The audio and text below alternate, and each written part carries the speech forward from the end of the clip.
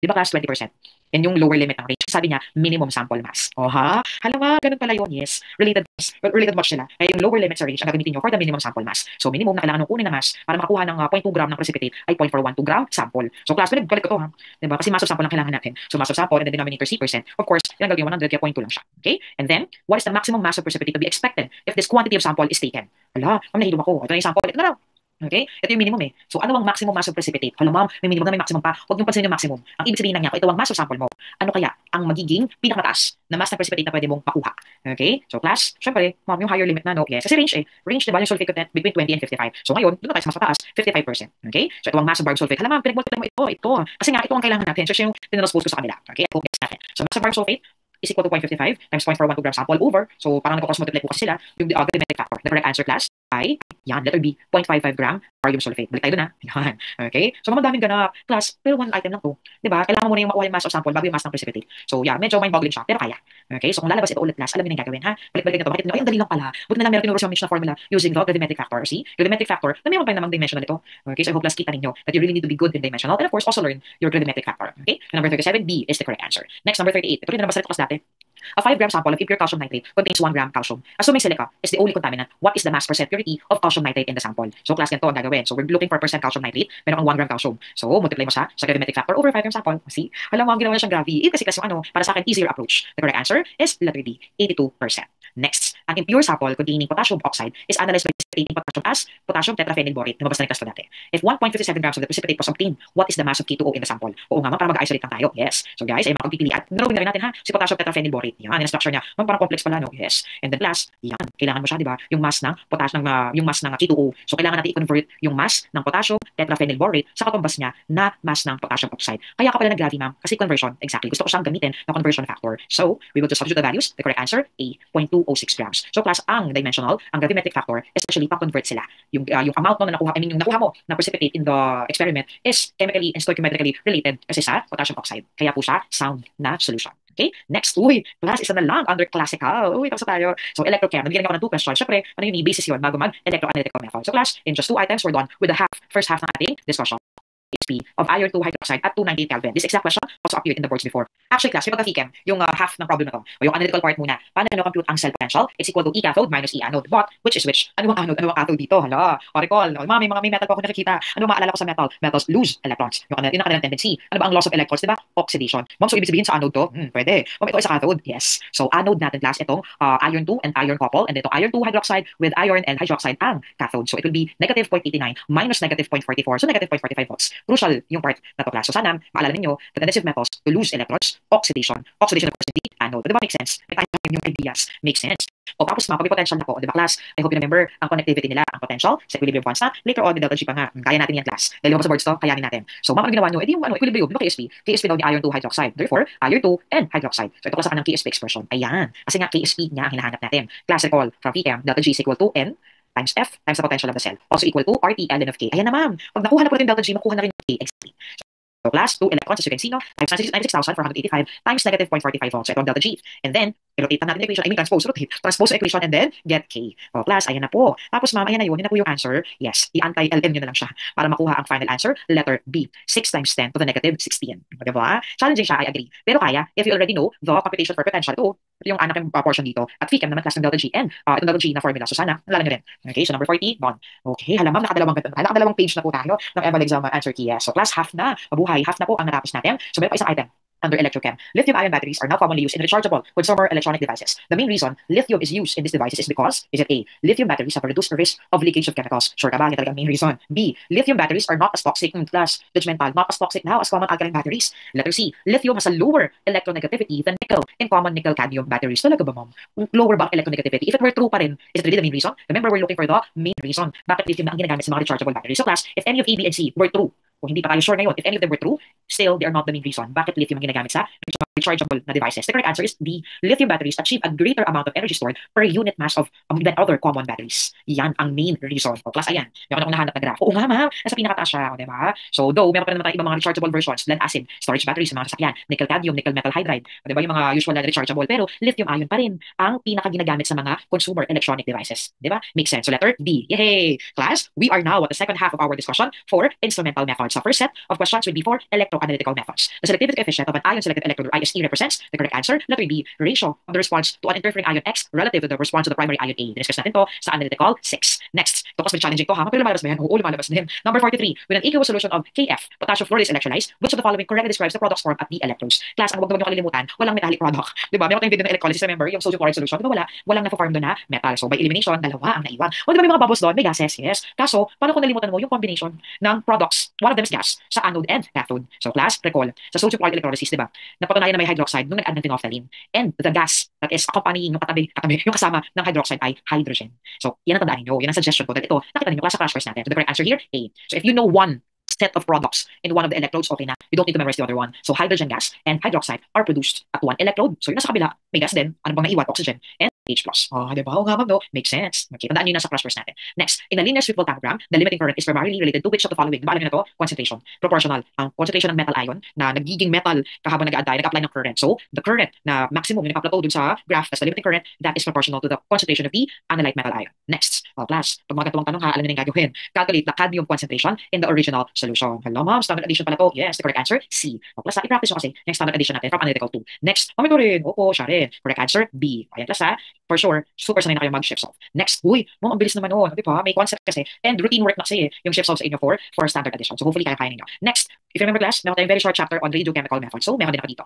It involves the addition of known amounts of isotopically enriched substance to the sample being analyzed. Ayan, namiklo na kayo isotope. The correct answer, boy. Next, which statements about isotope dilution is not true? Is it A? Isotope dilution is often applicable in cases where activation analysis is not feasible. Actually, totoo. Pwede naman pwede gawin ng NAA, but ID ka, isotope dilution. B, only radioactive nuclides are employed in isotope dilution. Mabis na ako sinabing ganyan. Wala. Hindi kinakailangan radioactive. Okay? Di ba class, meron na tayong problem sa practice test na tritium. Oh, so hindi naman required na radioactive. Okay? So A, totoo. B, totoo. Isotope dilution was applied to determine about 30 elements across various matrix materials. Isotope dilution have been developed for diverse substances. Ano mga golden standard nga to ng mga methods. Okay? So ayan po, 48 boy. Next, an analyst added 1 mg of carbon-14 labeled tryptophan in ang kanyang tracer to a protein hydrolysis sample. After ion exchange separation, 18 mg of pure tryptophan was isolated in ang weight ng analyte, showing a counting rate of 204 cpm. What was the weight of tryptophan in the original sample? Just follow the formula. Di ba? Ginawa natin yan. The correct answer class, letter C, 50.5 mg. Okay? Uy, halama, mabilis naman. Tapos na tayo sa dalawang chapter ng instrumental methods. Now we move on to separation techniques. Number 1551. Remember class, sinama ko yung electrophoresis so that you will remember na ang basis niya ay size and charge. Diba? Based on size, we have filtration, dialysis, size exclusion chromatography. Tapos pinalo ko agad yung slide ng electrophoresis. Kasi based on size din siya, but kasama rin ang charge. So, kailangan ba yung separate electrophoresis, charge, species? Siyempre, kailangan charge. O, ang mga amino acid, naging charge yan, depende sa pH nila. Amine, at saka carboxylic acid, ganun din. You vary the pH, naging charge din siya. And of course, pati dalawang carboxylic acid pwede. Ang mga alkane ba, dito naging charge, hindi neutral yung mga yan eh. So, C, ang hindi pwedeng gamitan ng electrophoresis. Next, which of the following factors does not influence electrophoretic mobility? So, kapag related sa size at sa charge, pwede. Pag hindi, hindi pwede. O, molecular weight, ma'am, related din sa size. Diba? Ma'am, yung shape, related din. So, the correct answer, stereochemistry of molecule. Okay, so class, ang stereochemistry, shown sa organic chem, you will recall, ito ay may kinalaman sa configuration. Okay, sa three-dimensional arrangement ng groups on a chiral center. So, hindi ito nagko-contribute in any way sa size at sa kanilang charge. Okay, next, 52. What is the minimum distribution coefficient required to remove 99.99% of a solute from 50 ml of water by performing 2 25 ml extractions with toluene? Ang hinahanap yung KD, yung D, oo, yun ang hinahanap class. So, ayan. So, ito class ang formula that we will be using. So, 0.01. Paano nyo nalaman, ma'am? Di ba 99% nga? So, 1% ang naiwan in aqueous solution. Tapos, dalawa pang extraction. See, kaya ginamit namin ito formula na may N. The correct answer, B, 18. Very easy. Next, solute A has a partition coefficient of 4. So, KD or D is equal to 4 between ether and water. If 100 ml of 0.1 molar aqueous solution of A is extracted twice naman with 100 ml of the added ether, ano ang concentration ng A that is remaining in the aqueous layer after the extractions? So, class, obvious naman, gito rin gagawin ng formula. So, 0.04 ang fraction. Ang tinatanong ay ang molarity. So, ma-make sure ito ang gagawin dito. I-multiply natin. I-multiply natin siya class sa 0.1. So, 0.1 times 0.04, 0.004. Or 4 times 10 to the negative 3 molar. See, madali lang siya kasi fraction to eh. Okay? Next. Okay guys, congratulations. We're done sa tatlong instrumental methods. Mamish, bakit ang dami ng chroma at spectro? Kasi class, sila talaga ang big deal both in chemistry and tech. Kaya ginawa ko rin proportional. Marami rin sila almost equal ang dami ng items. Game, both concept and problem solving to ha. From, maganda muna tayo class ng basic concepts kasi experience ko sa Chemtech. Litong-lito, confused sila sa stationary and mobile phase. So guys, I hope here in our chemistry review, hindi kayo nalilito dyan. Well, kung meron mang very few na nalilito, help out natin sila guys. So in my next slide, recall natin ang stationary phase. It is the phase where components of a mixture are retained or slowed down based on the interactions with the material. Kung ano pong technique na gusto nyo i-share, na dapat class, kabisado nyo ang nature ng stationary phase. Remember in planar, we have paper and TLC. Then we also have column prom.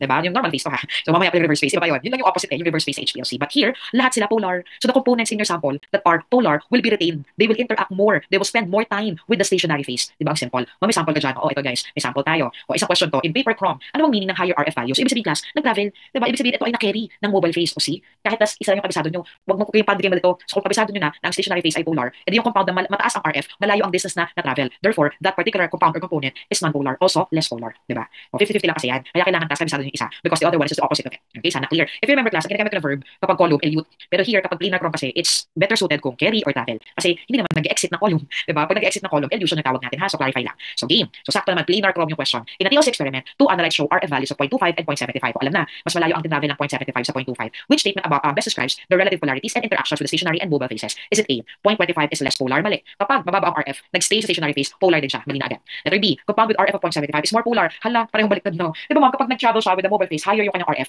Mas kamukha niya ang mobile phase na non-polar or less polar. Letter C, compound with RF 0.25 is more polar, interacts more strongly with the stationary phase. Yan ang tama. Diba? So class, kailangan familiar. Kailangan master natin. So kung sa simula, familiarity, habang tumatagal, may mastery na class ha. Kayo sa topics natin. Okay, letter D, mali rin. Next. In a column prom, retention times of two analytes are given. Meron ding dead time. So, mamit yung dead time, minus namin, yes. Para ma-correct nyo yung retention time nila. Given ng weeds. Calculate the resolution. And determine if the separation is adequate. Kasi kailangan more than 1.5 para resolve yung two analytes. Here's the formula for resolution. Taran! So, class, 2.9. Ang nasa choices ay 3. Ma'am, pwede na ba yun? Nag-round off po siya. Pwede, napakalapit naman. So, the correct answer, the separation is excellent. O, diba? Ma'am, bakit excellent? Kasi class, more than 1.5. Okay, so bongga. Talagang magkalayo ang analytes A and B. Next, in GC, what is the main function of the carrier gas? And which property is most critical for its selection? Is it A, to act as an actat? Hindi, dapat nga inert. B, to transport the analytes through the column, inertness and optimal flow rate. Yan ang kailangan natin. Very good. So number 56, B, ang kailangan for the carrier gas. Next, 57, a chemist needs to separate and quantify trace levels of aromatic hydrocarbons in air samples. Ma'am, pwede ba gamitin ko na yung clue ko ng sample gas? Guys, ang mga permanent gases ay iba sa mga compounds tulad ng aromatic hydrocarbons. Kasi baka mapagpalit nyo kasi feeling nyo air gaseous yun. So class, pag sinabi permanent gas, ito yung mga normal no, na gases. Sila yung ginagamit or ina-apply rather. Sila ina-analyze sa gas solid chrome. Okay, so hopefully ha, hindi kayo malilito. Kasi ang aromatic hydrocarbons ay hindi example ng permanent gas na mas applicable sa gas solid. So, hindi gas solid na sagot. Hindi. Ang answer dito, gas liquid chromatography. Okay? So, I hope you see the difference. 58. A quality control lab needs to monitor residual solvents in pharmaceutical tablets. The correct answer, ma'am, yung mga example ba ng solid na binigay, methylene acetone, mga volatile yan, opo. So, gas liquid chrom pa din. Ma'am, hindi pwedeng gas solid. Hindi, permanent gases, di ba? So, hindi pwede. Again, kailangan ang analyze permanent gases kung gas solid chromatography. Okay? Next. Which of the following methods would be best suited for the measurement of trace amounts sa ppb level of chlorofluorocarbons in an air sample? Class, di ba nag-aaral naman tayo ng mga GC detector? So, kung gagamit ka ng TCD, universal yan, hindi siya ganun ka-sensitive. For the sample mentioned, B. Okay ba yun, ma'am? Capillary column tayo para mas efficient. Tapos ECD ang gagawin ng detector, yan nga. Saktong yan nga ang kailangan. Ma'am, FID kayo, hindi nga siya kasi ganun ka, sensitive. Letter D, hindi rin. Mahirap mo sarili mo, nag-convert ka pa to chlorine. Very, mahirapan. So 59B is the best answer. Next. Ma'am, meron tayo about HPLC meron. Class recall. Reverse HPLC kasi yung polarity na reverse. Why? Silica was bound to a hydrocarbon. Kaya yung silica na formerly polar, non-polar na siya. So ang na-retain na ngayon, non-polar. First to elute, polar component. See? Ito lang yung reverse nga, baliktad. Number 60. Which correctly lists the order of elution for these compounds? Kailangan first to last ha. Ang ganda balagi yun, unang binanggit yung first, syempre, 1, 2, and 3. Tandaan nyo class, non-polar ang mariretain. So, ang unang mag-elute yung pinaka-polar sa kanila. So, ang pinaka-polar, 1 is ether. Di ba? May oxygen yun. Ma'am, drawing nyo nga. Di ba pala class ang diethyl ether? So, siya yung may polar region. Next, benzene. And then, last, siya yung huling mababanggit. O, please do not be confused by the direction, ha? So, kaya nagyan ko na ng number. Pag ito. So, ang pinaka-non-polar, hexane. So, the order should be 1, ether, 2, benzene, 3, hexane. Alright? So, class, reverse phase kasi. Uy, hala ma'am, isa na lang. Exactly. Isang wrong na lang class. Isang 20 item na set na lang. And we're done with our discussion. 61. A forensic lab receives a sample suspected to contain both volatile solvents and thermally labeled pesticides. The analyst wants to quantify both classes in one run or with minimal sample prep. What's the best approach? Ma'am, yung volatile solvent, parang bagay naman sa GC. Kasi meron siyang thermally labeled pesticides. Meaning, meron siyang mga temperature-sensitive na components. Hala ma'am, I'm so torn. Let's look at the choices. Is it A? Analyze the entire sample by GC? No. Hindi pwede yung thermally label. Letter B. Use LC to separate and quantify both classes. Class, ang volatile solvent best for GC. Is it C? Separate the sample into two aliquots. Analyze volatile solvents by GC, thermally labeled pesticides by LC. Ano ma'am? Fair na ba? Yes, fair na siya. Kasi magkaiba kasi yung application ng dalawang analytes. Okay, so the correct answer, C. Next, benzoic acid and benzylamine are adjusted to pH 9 with sodium hydroxide. Ma'am, bakit may marka? Kasi class, feeling nyo, kamukha ng problem na sa practice test natin. Ito ay pH 9. Base ito. Kaya ang daming nagkamali. Ang daming nagkamali. Kung ano po meron ma'am kung pH 9? Siyempre kasi apply nyo naman yung knowledge sa acid base. Benzoic acid o RCOOH na lang siya. Benzylamine o RNH2 na lang. In-adjust to pH 9. Ano mangyayari sa dalawang species niyan kung pH 9? Siyempre, one of them will be deprotonated. Alin yun? Itong benzoic acid. Yan ang form niya at pH 9. Benzylamine, ganun pa rin. So yun nga lang, kapag acidic yan, protonated to. Eh hindi, basic to. So RNH2, yung form niya. They were passed through an anion exchange column. Which species will be eluted from the column? Class, if you're using an anion exchange column, your goal is to separate anions. Therefore, the column has resin with positive groups. So, ang example, discuss natin class na nasa din, yung groups na quaternary ammonium, positive. Okay? So, ma'am, ang magbabind sa resin ay yung negative. Exactly, yung carboxylate, yung benzoate. So, which species will be eluted from the column? Yung una class, syempre, benzylamine. Ma'am, bakit siya? Hindi ba siya magbabind, di ba? Sa column. So, hopefully, class clear. So, yung nasa practices natin, cation exchange column yon. Ang adjustment ng pH doon ay acidic. Dito, an ion exchange column, ang adjustment ng pH, basic. So, class, I hope di kayo nilito. Kasi nga, 50-50 lang yan. It's either cation or anion. Magbabind, ano ang mag-elute. So, sana wag malito. If you have an anion exchange column, you want to separate anions. Okay, you want to separate anions. An ions na nagbabind sa column. Therefore, yung column mo, positive yung groups, just like this. O, diba? So, an ion exchange column, ang ions nagbabind sa column, una na elute, hindi nagbind.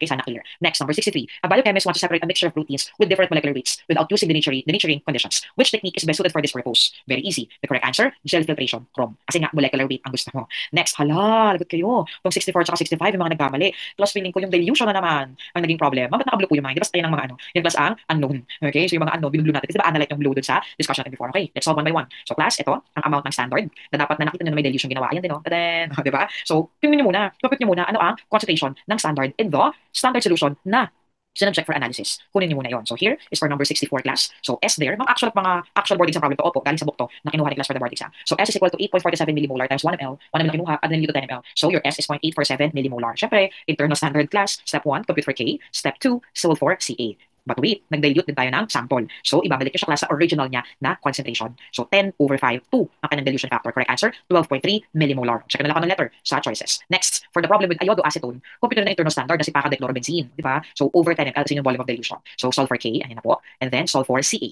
Tapos nag-dilute din, di ba? Oo, nag-dilute din. So, 10/3. Correct answer. So, convert ko siya to micromolar, 0.41 micromolar. See, madali lang siya, class. Ma'am, teka, paano lang may practice test nga pala tayo, no? Na may ganito. Remember, sa PTS, PT8, di ba? Nag-solve na kayo class ng similar problem. Galing naman yung kay Spug. Kita naman ibang book, pinanggaling ito. Book ni Harris na pinanggalingan guys ito, na nag-appear na rin sa board exam. So, hopefully, alam ninyo, tinuturo ko na nga kung paano ang solving nila. Okay? Next.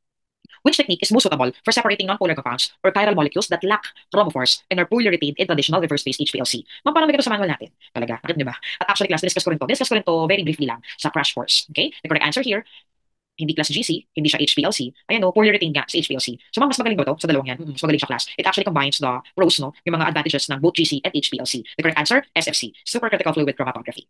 Next, alam ma'am, nakukomplete na natin. Yes, congratulations guys, you made it. So meron na tayong last chapter on spectro. Kaya to guys, game. Which of the following approximately 0.01 molar solutions can be most accurately measured using a visible spectrophotometer? Example, lumang colorimeter based on their typical color properties. Madaling sabi, ano may kulay? So class, dapat alam niyo yung D configuration nila ha. Hindi pwedeng LED.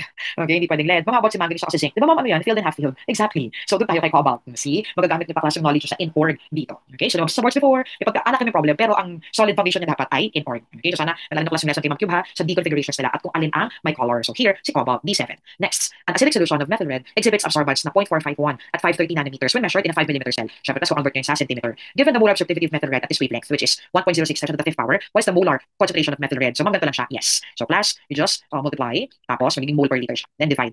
Absorbance divided by your epsilon molar absorptivity times path length na convert natin into centimeter of course. The correct answer, 8.51 times 10 to the negative 5 molar. Correct answer, C. Uy, madali lang, beers lang. So, class, yun nga lang, naalala ko. Doon siya nag-con, wait lang, nabayo ko ng type sa exponent. Paano yun? Class, pwede nyo isipin, what if nagkamali na sila ng type ng exponent? Kasi sino yung base number? Ma'am, does it happen? Syempre. Okay, class, prone naman to errors kahit sino. So, it could happen. So, you can also think of this when you answer. Okay, it happened. Yun yun. Diba? Ang intention ko talaga negative 6, pero labas, naging negative 5. So, class, pwede siya gagawin bonus ha. Kasi sa boards, it could also happen. And you'll never know kasi hindi naman binabalik ang exam. So, ngayon, in-inform ko na kayo na pwede nyo gamitin technique yun. Kapag nakita nyo yung same base number, nagkamali na sa exponent, super lapit, siguro ito yung intention ng examiner. Diba? Makes sense. Next, a 3.78 times 10 to the negative 3 molar compound X has transmittance of 0.212 kapag nasa 2 cm cell siya. What concentration of X would be needed to increase the transmittance by a factor of 3 if the measurement is made using a 1 cm cuvette? Mukha siya mahirap, hindi. Kayang-kaya kas. So ito, yung transmittance at the first condition, 0.212. Gusto mo siyang gawing times 3. So gusto mo siyang gawing 0.636. O diba? Yun na yun. Tapos, you will get your absorptivity. Bakit absorptivity yung kukunin natin sa first condition? Diba kasi absorptivity, property ng analyte. So it's the obvious property na kukunin nyo given the transmittance, given the to convert mo sa absorbance, and of course may path length ka, concentration, you can readily get the absorptivity so that you can use it in the second part. Diba? Makes sense. So, C is equal to 2.21 times 10 to the negative 3 molar. Kapag ginamit nyo ang nakuha ng absorptivity, bakit ma'am valid yan? Kasi same compound, same analyte. correct answer, nog. So, equivalent sa 0.002 to 1 molar. O, di ba make sense? Kasi itong absorptivity, property ng analyte yan. So, nagbago lang siya ng path length. So, ano ang kanyang resulting concentration? O, di ba? Constant kasi ang molar absorptivity. Okay? Next, tolbutamine has a molar absorptivity of 703 at 262 nanometers. A tablet is dissolved in water and diluted to a total volume of 2 liters. The resulting solution shows an absorbance of 0.687, same wavelength and same plus. At yung pivot, 1 centimeter. How many grams of tolbutamine were present in the tablet? So, get C.